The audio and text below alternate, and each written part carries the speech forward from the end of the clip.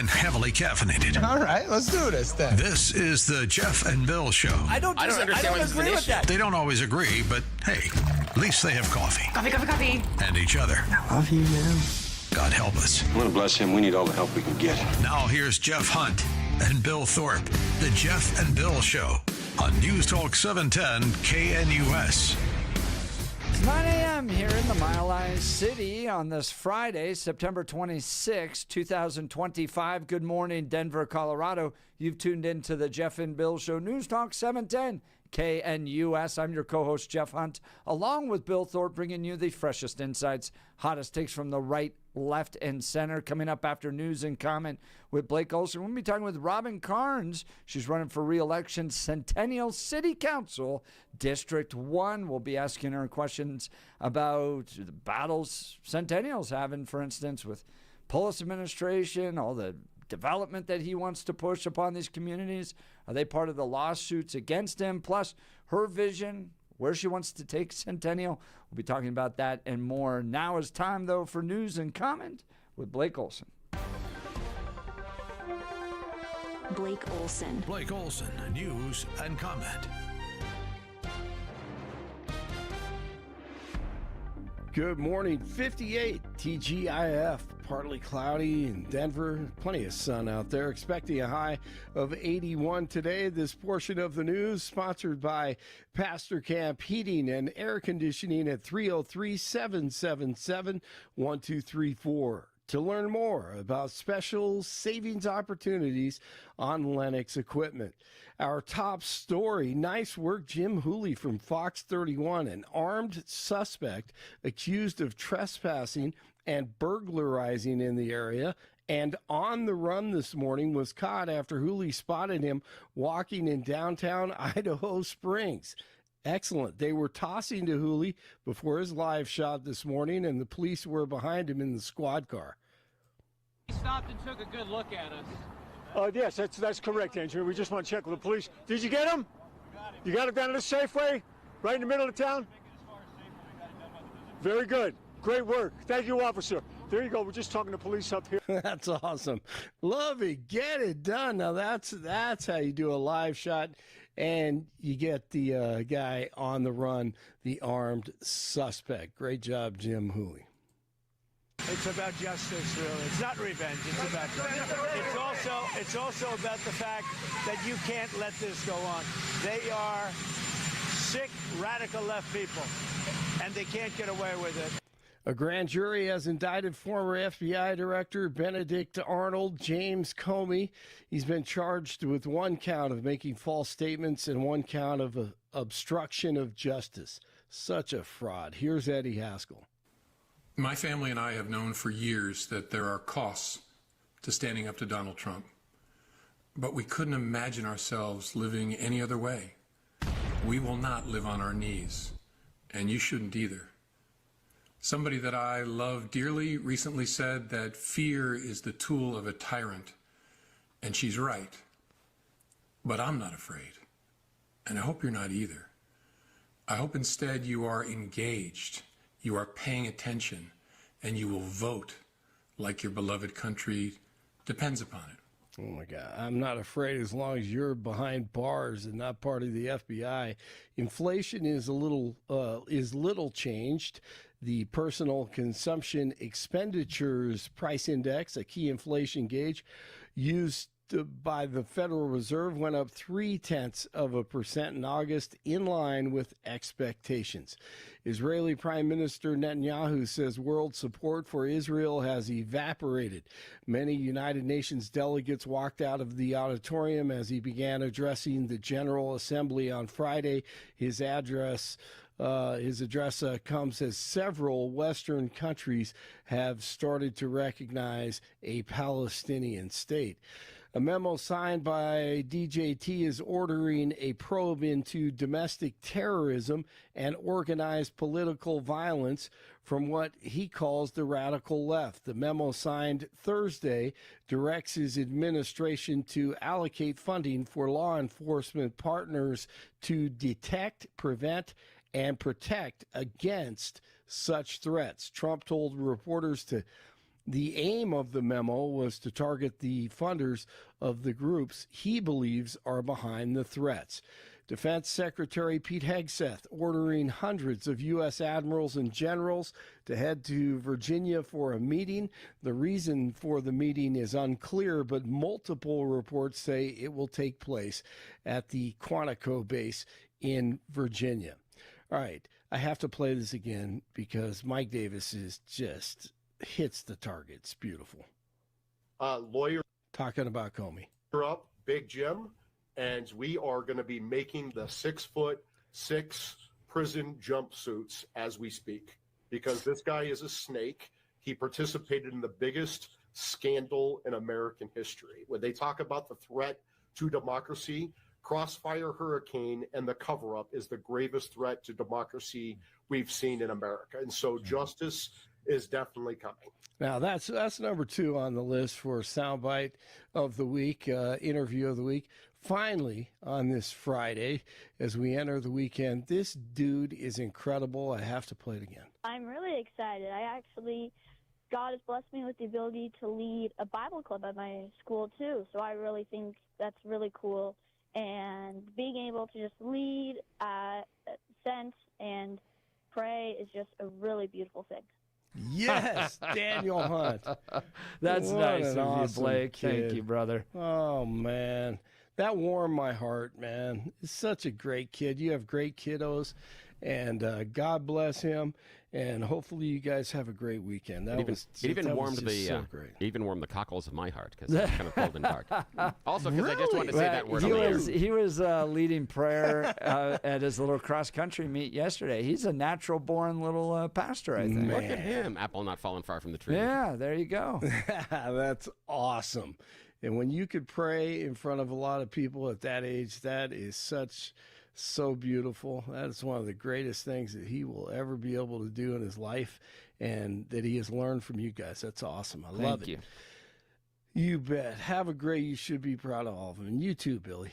Thursday night football last night, Seahawks over the Cardinals 23-20. The Ryder Cup is underway. Oh, man, if you want to take a nap, it may be difficult this time with this tournament because the galleries are loud and they are on fire and they're excited about the Ryder Cup. Beth Page Black and DJT will be there later in the day. He says get there early. 57 in Westminster, 56 in Littleton, 58 in Denver. Jeff and Billy continue, and I'm Blake Olson. My name's Blake. Do you want to go to war, Malaki? I'm for real. You guys have a great Friday, and thanks, and say hi to Blake for me. Well, no, that's a balake to you.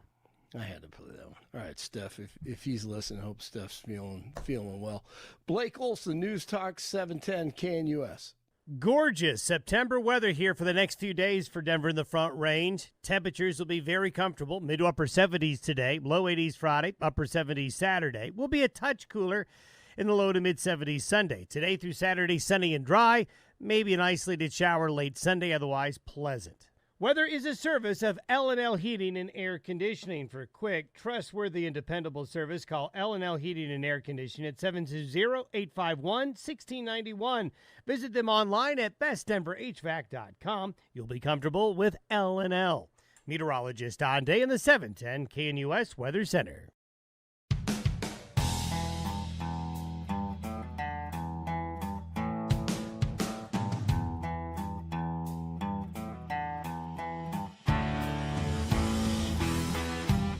Welcome back to the Jeff and Bill Show. I need to correct the record. Centennial is not suing Governor Polis. That's Greenwood Village. It doesn't mean that they don't have their own challenges. So you're saying we can make an announcement this morning?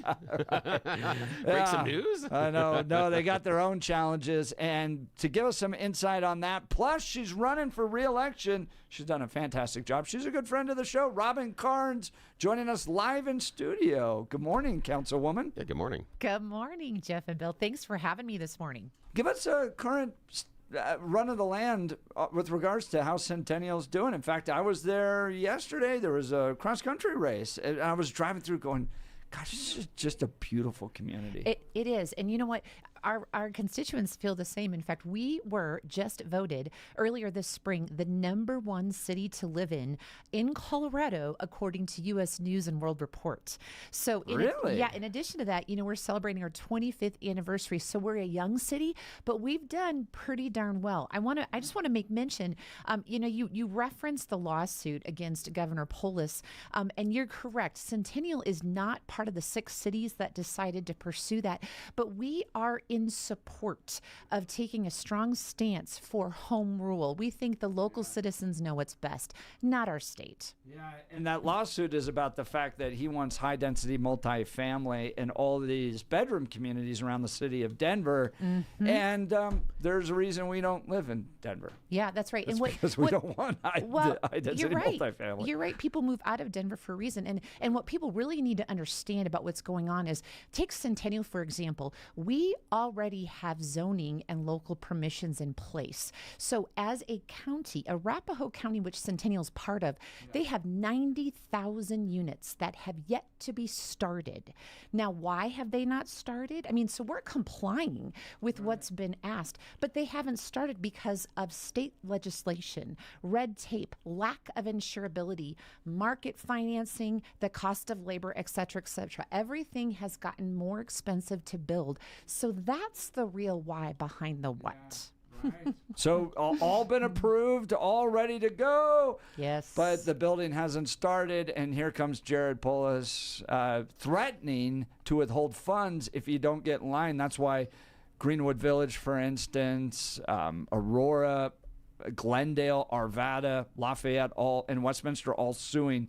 Yes, and those, Jeff, I want to add, Jeff and Bill, that those 6 cities were very strategically picked, meaning it wouldn't have made sense for every city, every local jurisdiction in Colorado to join that lawsuit. That would have been a headache, right? But they represent the whole, the collective. So if they are successful, every city and municipality wins. We're talking with Robyn Carnes. She's running for re-election in District 1, Centennial City Council. Where's your district? Tell people where it is. So that's great. District 1 is the west side of Centennial. We always say, the west side, what's our story, right? We've got some great stories. So the boundaries are northern Orchard Road, southern will be a County Line Road. The east border is going to be Colorado Boulevard, and the west border is Broadway. So it's everything within that area, with the exception of what's directly across from streets of South Glen, which is Cherry Knolls and the Knolls. So if you look at Centennial, we're long and lean. We're 15 miles wide, about 3 miles deep. It's the furthest west portion of Centennial. And if you look at the cutout, it's a giant C for Centennial, or Carnes for Centennial. We like that. Is this your first term? Or are you wrapping up your first term? I'm wrapping up my first term, so I'm running for re-election. What do you think your biggest achievements were? I think my biggest achievement, which is really important, is good governance. And what I mean by that is, your local municipal races are nonpartisan, or supposed to be. Let's just call it what it is. And so, for instance, I have worked really hard with my co-counsel to look at the whole and build relationships. When you get elected, everybody wants to know, what are you going to do? What are you going to do? What are you going to do? And you really can't do much until you build relationships with your co-counsel, because it'll take a majority vote to get something accomplished. And so instead of what have you done and what are you going to do? I have a solid relationship with every single person on council. And you really have to develop that in your first term. So then your second term, you can carry things forth and continue. So as far as what have I done, I have an excellent relationship with my co-counsel, who happens to be a Democrat, and she has become a dear friend. I love her dearly. We govern well. And I will just say that's not the case for every council. That's not the case for every district. But I think when we get elected, we don't represent just one party. As an elected official, I represent all. And so then when I'm re-elected, God willing, I will continue to represent all. That's Robyn Carnes. She's running for re-election for Centennial City Council, District 1. And it's important to point out, you guys aren't necessarily into the cultural battles the same way a state lawmaker might be. For you, it's running a good city, right? Making sure Streets. you have good roads, safety, community. Yes. And I believe Centennial was rated one of the, as you mentioned, the top city to live into, but one of the safest cities as well. Yes. And see if I can pull that up here. We were talking about it, yeah. But the South Metro Denver area is being one of the safest areas in Colorado. That's right. And, I love that you said it isn't about the social issues, because we're really about streets and safety. And I always say potholes aren't partisan. So when you call about needing to repair a pothole, we're not going to ask what party you're with or whether you're independent or, unaffiliated. We just want to get it done. And that's really how we should. I think a lot of people could benefit from, a lot of elected officials could benefit from that. We don't want to bring partisan politics into our local municipalities. It's streets and safety, which is not sexy. It isn't. But if you think about it, every street leads to a home or a business, a school, a place of worship. So really it's about people and pathways. That tends to come off a little nicer. What do you hear the top complaints from constituents when they show up at your city council meetings? Yeah, it's funny. Well, the biggest and most contentious issue last year, a couple of years ago actually, was pickleball. Pickleball. People love their pickleball games, and yet the very sound of the paddle hitting the ball is just completely annoying and sort of invasive to our communities. And so we came up with a win-win solution. And now we are sort of a model internationally. We have our staff has gone to international conferences to talk about pickleball. It's minor. It might make you kind of giggle, but pickleball is a big issue. But it's always, when I knock on doors and as I'm talking to constituents, I will ask them, how do you think the city's doing? And they're like, it's great. They have no criticism. And then when I dig a little deeper, well, what keeps you up at night? They say, we don't like the crime that could be coming to us, so maybe can you get some more law enforcement on the streets, and we look very favorably upon that. In fact, we have a great partnership with the Arapahoe County Sheriff's Office. We do not have our own police department because it just, at the time, it wasn't a good use of taxpayer dollars, because we do well with the Arapahoe County Sheriffs. And so I think constituents, they would just like to see a little more patrol, a little more school resource officer presence, a little more, co-responder presence. So that's what I typically hear, that and affordability. It's just, my budget's gone up 30 to 35%. So whether it's fuel or groceries, it's just tough right now. Yeah. That's right. That's Robyn Carnes. She's running for re-election for Centennial City Council. By the way, her website is carnesforcentennial.com, CARNES for Centennial.com. Now, you're like a powerhouse family of public service. Your husband serves as a first responder, law enforcement, right? Yes. Talk about why both of you all care so much about serving the community. I know. You certainly don't do it for the money. But it's a calling. You're called to public office, at least those that do it for the right reasons. It's a calling, and you can't shake it. And my husband, too. I always say, if you're going to get arrested, you want to get arrested by my husband, because he has just great respect for all of mankind. In fact, he tells me stories sometimes of when those things happen and there's contention with, like, let's just say inmates or people that are being arrested. They will come to him later and they'll apologize, for kind of being jerks, because he just has that calm demeanor.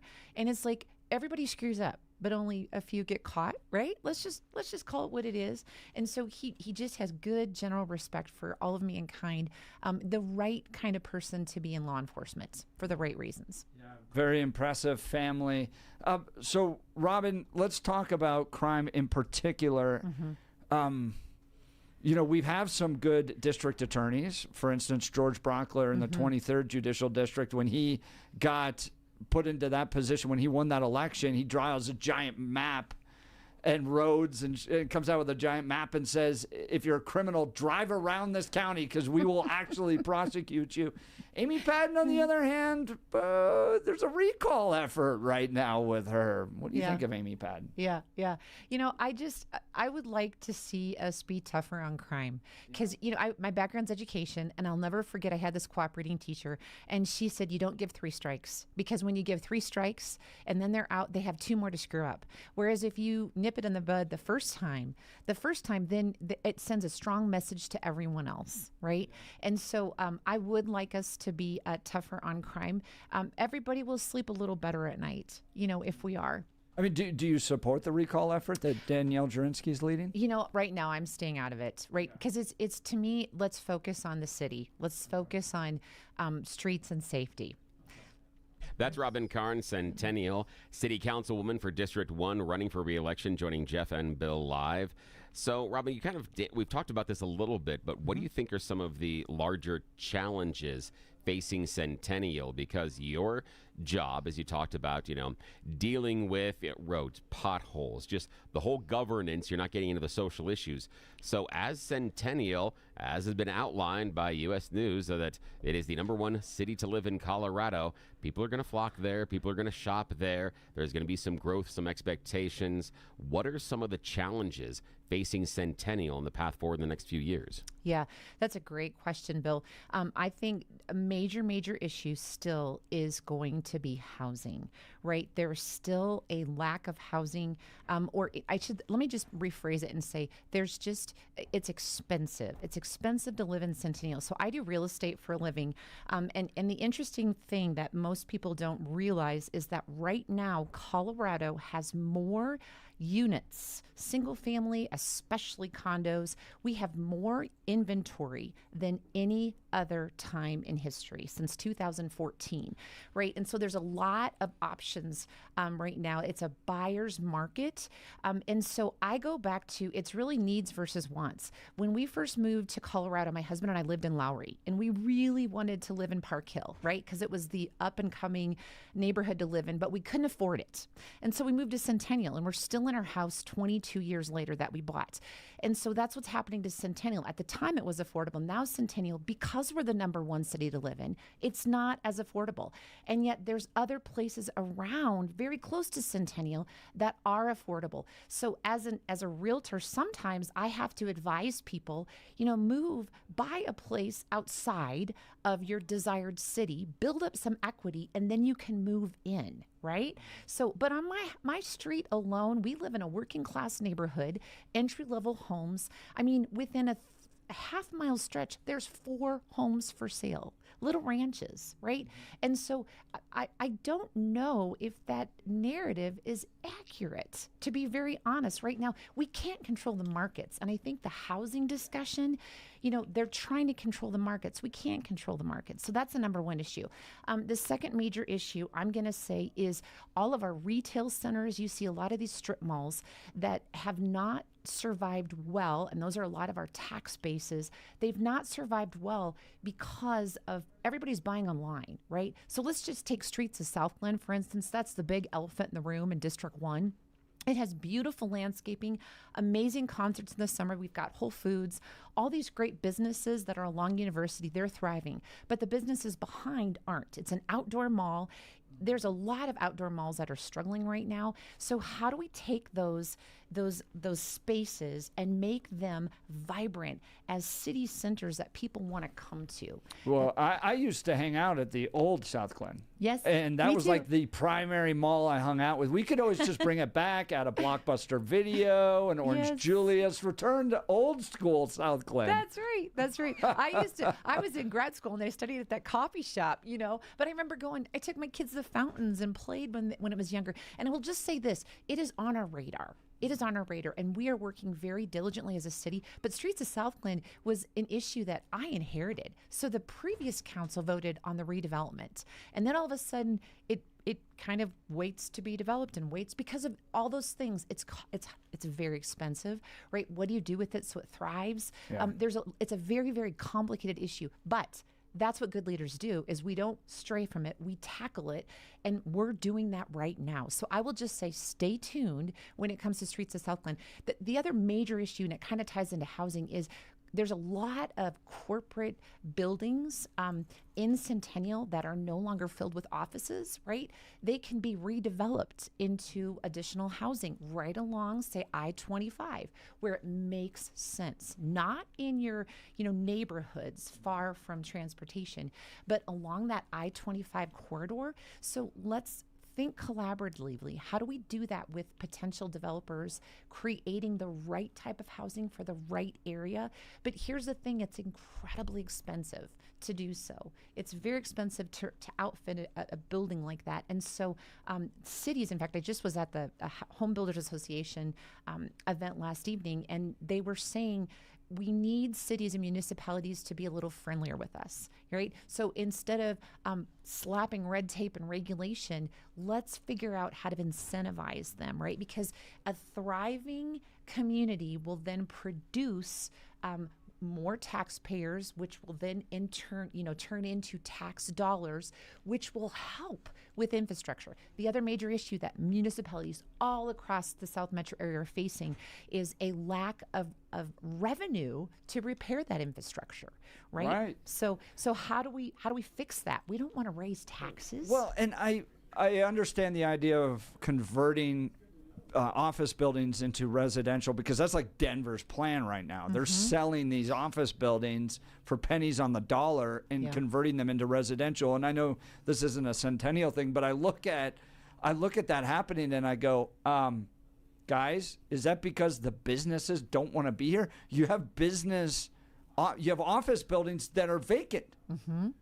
Yep. Okay. Yep. It's not because everybody's working from home. That's a component, I understand, but I think businesses don't want to do business in Colorado anymore. Well, absolutely. Not because of Centennial, but because of the Democrats at the Colorado State Legislature. Well, just know Centennial is open for business, and we've had many come relocate because we are a business-friendly city, and we understand a thriving business community, a thriving economic development will produce the taxpayers and the tax-paying, the dollars that we need, the revenue to fix those potholes and fix those roads, and then drive more business, and that impacts everything, schools, you name it. It's a beautiful community, and you're doing a great job representing it. Robyn Carnes, she's part of District 1 City Council. Right now, she's running for re-election, and you can learn more about Robyn at carnesforcentennial.com, CARNES4, F-O-R, Centennial.com. Robyn, thank you so much for taking time to join us this morning. Thank for having me, Jeff and Bill. Appreciate thank it. you. We'll continue. You're listening to The Jeff and Bill Show. This is Denver's Talk Leader, News Talk 710, KNUS.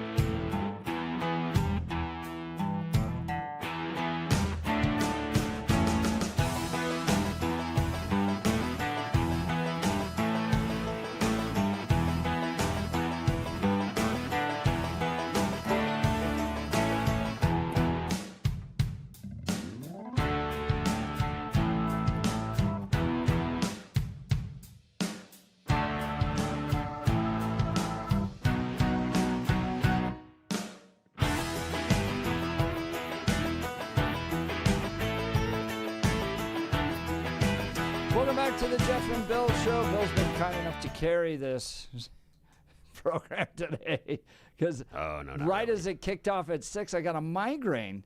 Well, this is awful behind the scenes. I couldn't even read what people were writing on the text message. I could generally get a sense of what people were writing, but I've gotten better. I feel a lot better now. Yeah, I'm glad you're feeling better. And so if people were wondering why Bill was talky today, that's why. Still not great.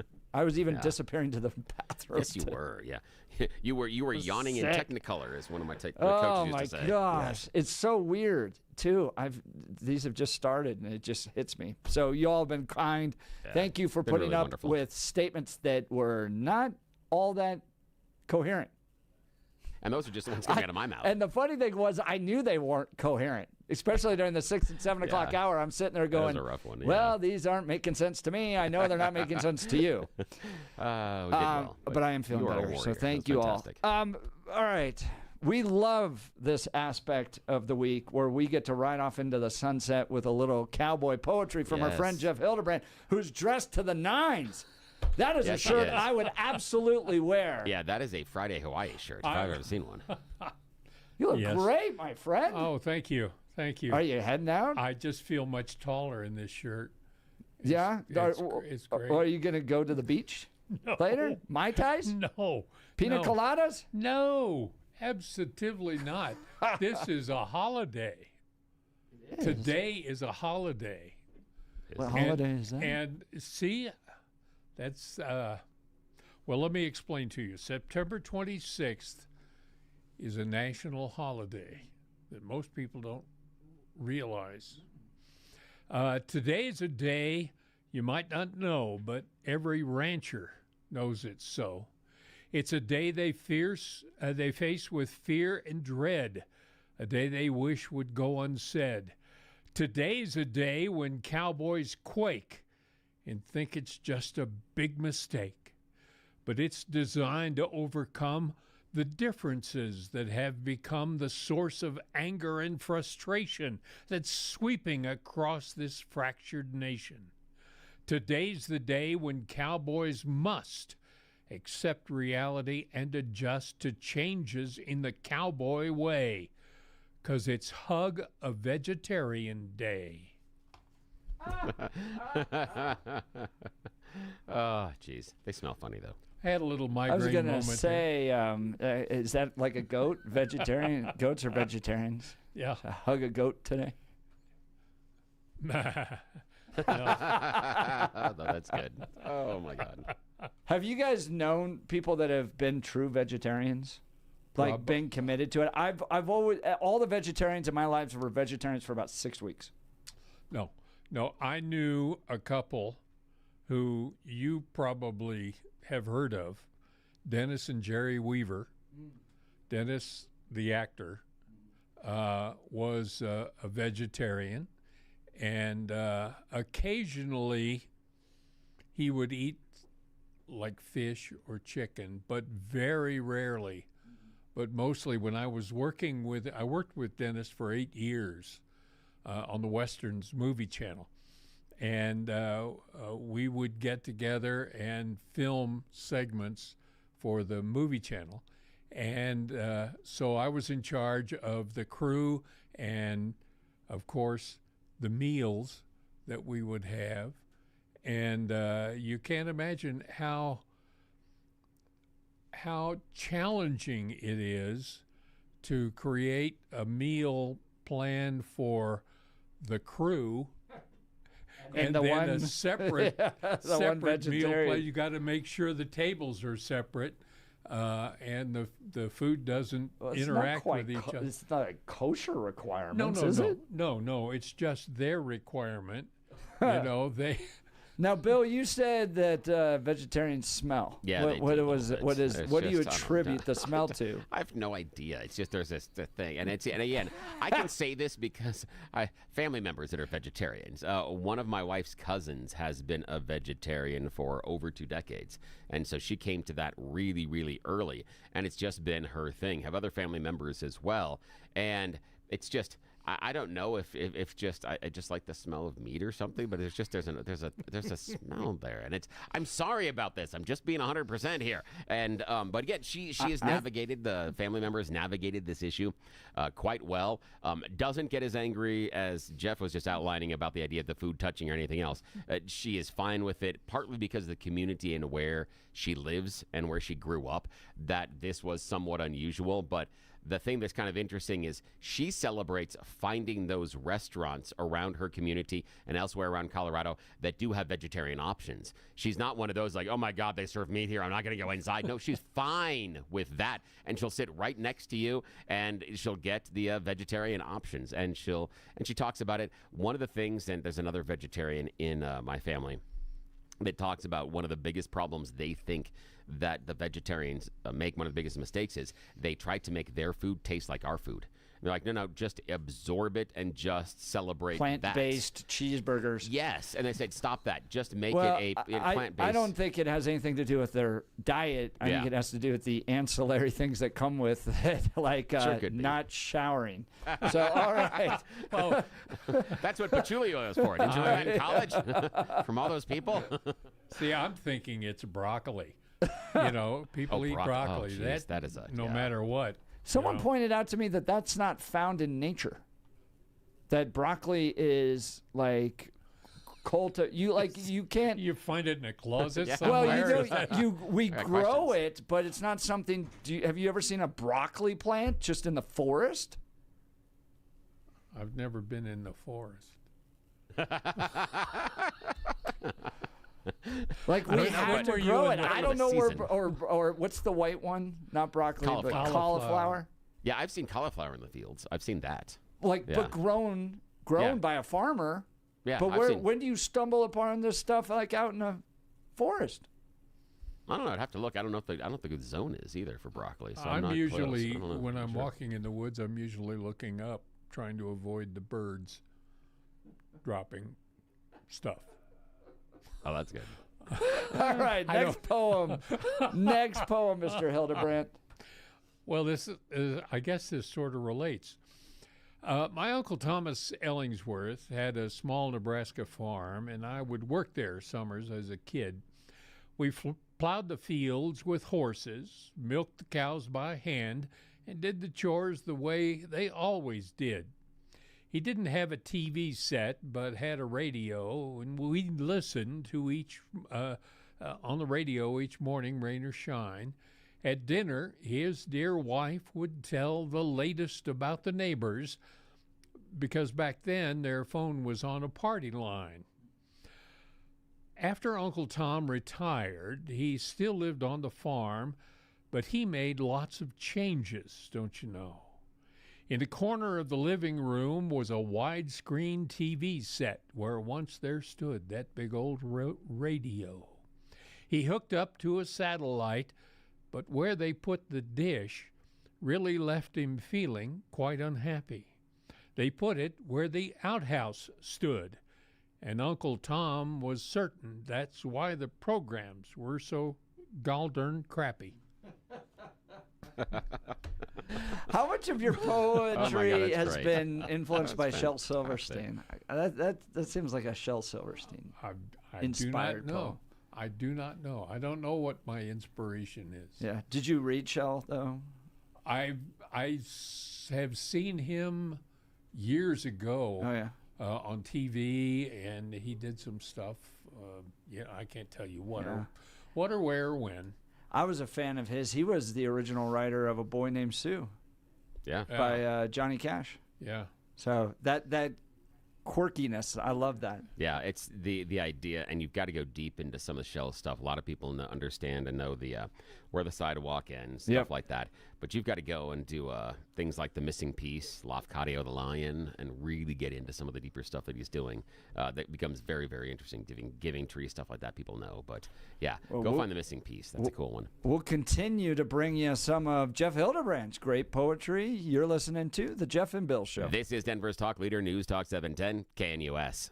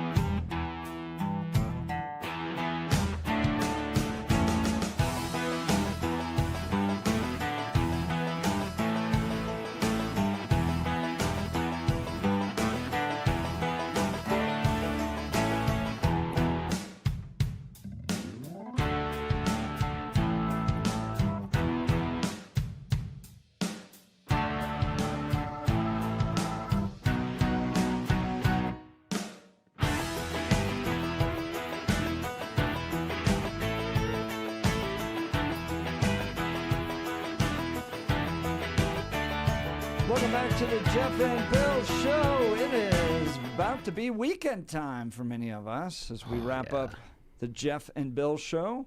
Final segment. We love to ride into the sunset with some cowboy poetry from Mr. Jeff Hildebrandt, sir. Hey, well, I'm telling you, grinned Pete Perdue, my Paula's so darn cute. Blue eyes, blonde hair with charm to spare, and humorous to boot.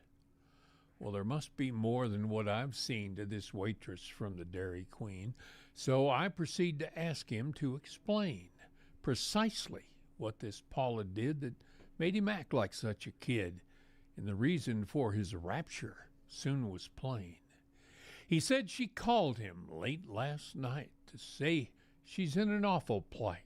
Her brand new jigsaw puzzle is a mess. He thought that she was going to cry, so he got dressed and drove on by. What happened next, I never would have guessed. He said she's charming as can be, tousled femininity, in cowgirl jammies and her argyle socks. He saw the problem right away and told her he'd be glad to stay to put the cornflakes back inside the box. That's great. Oh, that is wonderful. That's something that I kind of miss personally growing up, is the idea that I know more of the prizes in the bottom of the cereal boxes. Kind of miss that. Because there was always that idea that you knew what the prize was, and you're kind of like, well, do I open this thing and dig my hand in there and go brrr, all the way down and then to look for it? Or do I pour it out into a large bowl, or do you just have to wait? Sorry. And the big delineator on that is whether or not you had a sibling that was close enough in age. Because if you had an older brother or younger sister, yeah, you're digging in. You're digging in to get that thing right away so you don't get it. Yeah. All right, we got time for one more, sir. Okay. Well, I'm a pre-modern man in a postmodern age, a poet, a seer, a sayer, a sage who rhymes of how simple our lives used to be when Howdy Doody was on TV. I was here for the birth of rock and roll and saw the beginning of Blue-Eyed Soul, high school sock hops when Coke was a drink, and Saturday nights at the roller rink. And I speak baby boomer. I used to watch Jack Parr, and I wore green for Uncle Sam and drove a ragtop car. Tie-dye shirts, mini skirts, Peter, Paul, and Mary, the Beatles and Bob Dylan, Curly, Moe, and Larry. I was here for Sputnik and the U.S. on the moon, those Alabama marchers and lives snuffed out too soon, in Dallas and in Memphis. Our country mourned its loss while young men went to Vietnam to carry freedom's cross. Yes, I speak baby boomer. Things are groovy and they're cool. I'm the Woodstock generation and still hip as a rule. But my children now have children, and I think that it was better when generations had a name, not just a single letter. See, I speak baby boomer, not X or Y or Z, so let me lay it on you. Hopefully you'll see that all us baby boomers have plenty still to say. It's just harder to remember what, since our hair is turned to gray. That is one of the best ones I think I've ever heard. That's one of my favorites. That is awesome. Oh, my God, that is fantastic. That is wonderful. That is great. What is that one titled?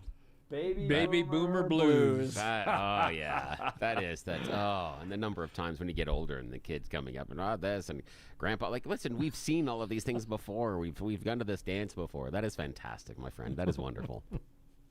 Yeah, that goes right along with the poem I shared earlier called Hey Boomer. Yeah, right? Yeah. That was a fun one, too. Which my grandsons will listen to quietly, lower their eyes, lower their head, and just shake. Oh.